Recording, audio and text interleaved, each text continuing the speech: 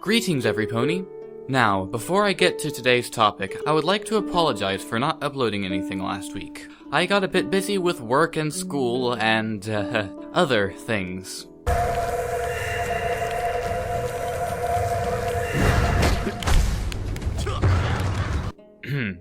Yep, busy.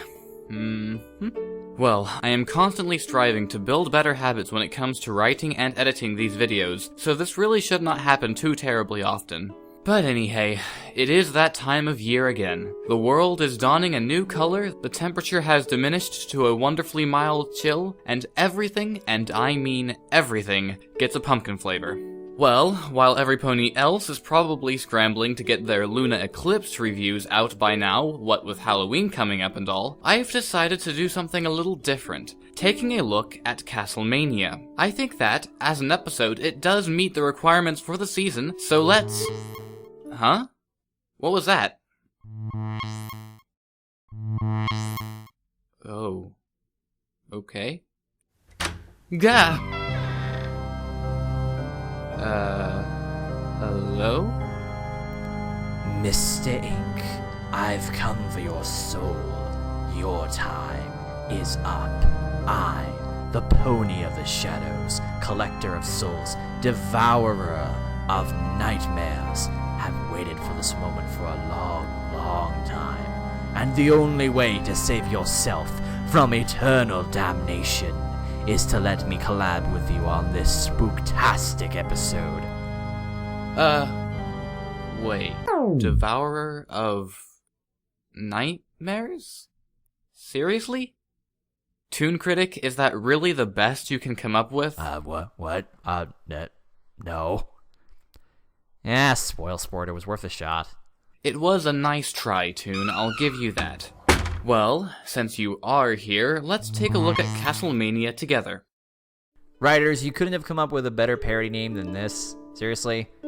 Okay, yeah, quick synopsis. Right after the events of Princess Twilight, each of the main six end up going to the castle of the two sisters for their own needs. Twilight and Spike end up going to the library to read books, typical of our favorite bookworm.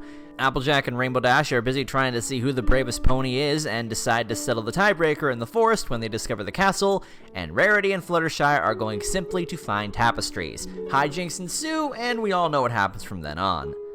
Disregarding my initial disappointment that there was not a single Castlevania reference, not a single one, I did enjoy getting to see the castle of the two sisters again. As a lover of lore in general, I did appreciate the opportunity to learn more about Celestia and Luna's past, even if it was only a little bit. Now, as a disclaimer, I have not yet read the Journal of the Two Sisters book that came out recently, so if that covered anything further that I don't know about, I apologize in advance for neglecting to cover them. I kind of wish that they had done more with this location. However, at the time of viewing this episode initially, I was willing to take whatever I could get. Although, speaking of the castle, I would like to know why so much, well, stuff was just left to rot away. I mean, a whole library, not to mention, if Rarity is to be taken seriously, potentially countless priceless tapestries and works of art? It seems like a bit of a waste to me. Although, one possible perception would be that, after having banished Luna to the moon, Celestia could have found it too emotionally taxing to return to the old castle, and as such, left it just as it was on that fateful night, letting time and wear take its course on the old stone.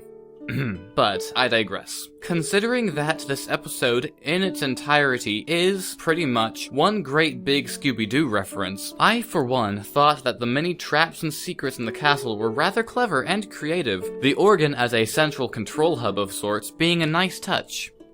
The castle itself is actually quite impressive, and I believe should be the focus for some new episodes. Reading the journal helps add a little bit more backstory for this episode, so going in to watch it again with this new knowledge, it's a fresh twist.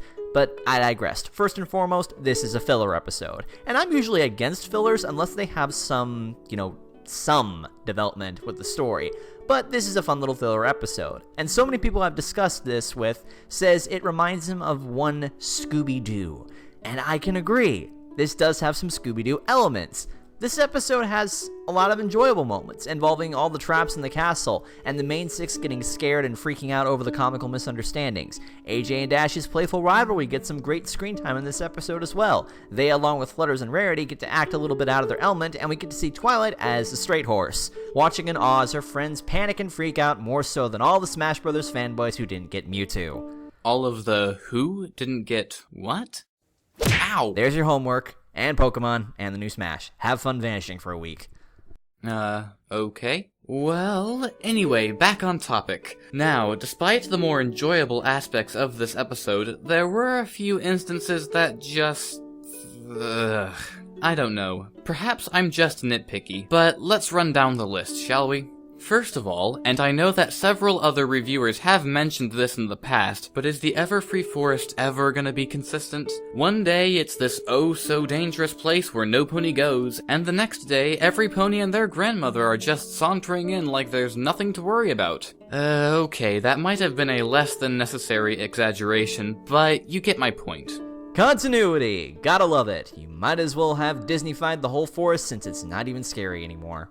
And then there were just a few too many loose ends and unfulfilled opportunities. First, there are the Star Spiders, who, despite getting explicit attention from Fluttershy that suggested that they had something important to do with the plot, were never utilized in any meaningful way throughout the episode. Then there is the issue with the whole reason that Twilight was in the castle in the first place. The box. With the episode beginning with Celestia suggesting that Twilight look for answers in the old castle, you would get the impression that this episode would have had more significance to the overarching plot of the season. But nope. Despite being a convenient setup to the episode, and giving us another reason to question Princess Celestia's motives, nothing new was discovered to aid the main six in their search for the keys. And while the mini traps in the castle were fun and clever, a few of them were just a bit too convenient. And for goodness sake, where did these carrots come from?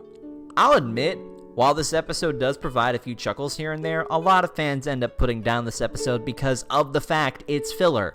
Going off of Mastercode's review, what exactly is achieved through all this? Not much. While I can overlook this fact for the sake of comedy and that MLP does need 1 or 2 episodes to goof off, I have to acknowledge the fact that this episode could have been written a slightly different way to teach those characters a lesson, or give the audience or characters something to walk away with. Some would call this contrived, and I'm kind of inclined to agree. Oh, and let's not forget that tease ending with the Pony of Shadows cameo that was never fulfilled. Wait. Actually, now that I think about it, could that last lingering image of the Pony of Shadows actually have been Tyrek in his weakened state? This tweet from Jason Thiessen, one of the show writers, makes it seem like a very likely possibility. That would actually make a lot of sense. Wow. Mind blown. Castlemania, it's a mixed bag amongst fans. I do enjoy watching this episode from time to time, and while I did enjoy it, upon analyzing it a second time, I can definitely see the flaws and why a lot of people don't like it. I guess I'm in the little majority where, yeah, it's filler, but it's harmless filler. It's not a terrible episode, but it isn't top 10 material. Indeed.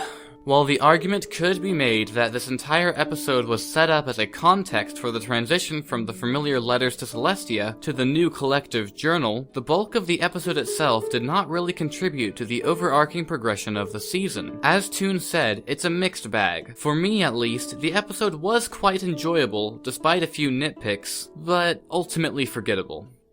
Well then, I must say that was fun. Now then, I must be off. I've got a Halloween special to plan, movies to review, and games to play. Sounds like fun. Oh, by the way, I left you a little something on your channel that I think you might like. Oh sweet, I love surprises. I'm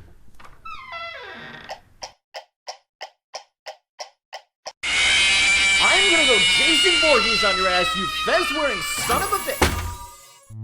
I love this holiday. So many opportunities for creative expression. Anyway, my name is Quill'd Inc., and you have been Quill'd in.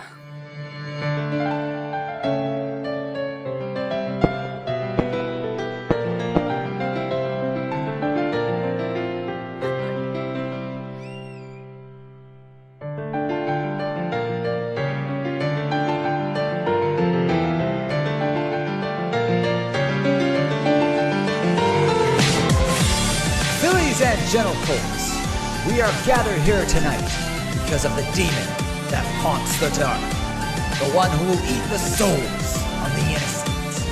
Let us in the tale of Nightmare Night. Yeah, what you know about Nightmare Night, son? Welcome to Ladies and Gentle, cause no reason to scream your favorite